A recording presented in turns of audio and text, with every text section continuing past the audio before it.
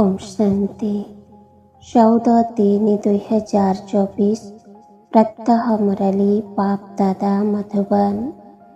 मुरलीर सार अछि मिठे बच्चे, तुम मानकु पाठ पढ़ा केबे भी मिस करिवार नाही।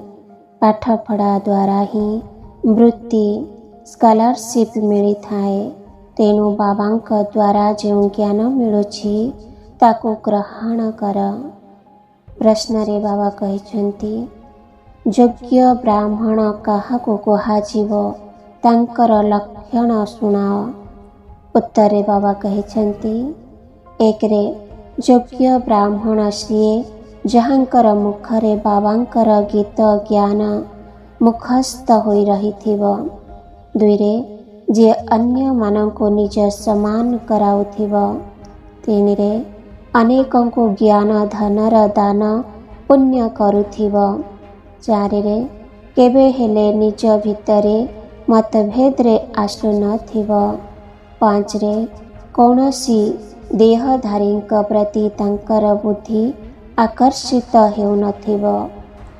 छरे ब्राह्मण अर्थात जहांक भितरे कौनसी भूत नथिव, जे कि देह अहंकार को छाड़ी देही अभिमानी होई रहिवार पुरुषार्थ करुथिव। धारणा पाई मुख्य सार अछि। प्रथम पॉइंट, श्रीमत को छाड़ी केबे हेले अन्यर मतरे चलिवार नाही। उल्टा सुल्टा कथार प्रभाव रे आसी पाठ पढ़ा प्रति मुहा मोड़ीबार नाही। मतभेद रे आसीबार नाही।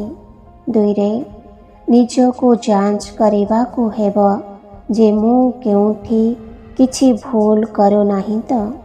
पाठ पढ़ा प्रति मोर पूरा ध्यान रहुछि। समय को व्यर्थ रे नष्ट करू नाही तो। मु आत्म अभिमानी होइछि। मन जोको देई आत्मिक सेवा करुछि। वरदान रे बाबा कहिछन्ति, आध्यात्मिक शक्तिर अधिकारी हेबा सहित निरहंकारी होई सत्य ज्ञानर प्रत्यक्ष स्वरूप देखाइबा सच्चा सेवाधारी भव। विस्तारे बाबा कहिछन्ति, जेपरि वृक्षटी जेतेबेले संपूर्ण फलर अधिकारी होई जाए अर्थात फल भरा होई जाए सेतेबेले नई जाई थाए अर्थात नम्र हेबार सेवा करी थाए। सेही परि आध्यात्मिक शक्ति गुड़िकर एवं ज्ञानर अधिकारी संतान माने जेते बड़ अधिकारी होइथिबे सेते अधिक निर्माणजित एवं समस्तंकर प्रिय हेबे। दुनियार अल्प कालर क्षमतार अधिकारी माने अहंकारी होई जांती, किंतु सत्यतार अधिकारी आत्मा माने निजर अधिकारी पणिया सहित निरहंकारी मध्य होई थांती। एहा ही हेउछि सत्य ज्ञानर प्रत्यक्ष स्वरूप।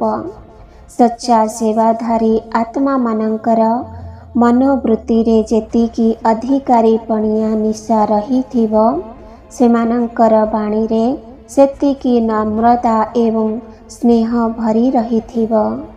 स्लोगान रे बाबा कहिछन्ति, भाग्यर आधार हेला त्याग, बिना त्यागरे भाग्य मिली न थाए। ओम शांति।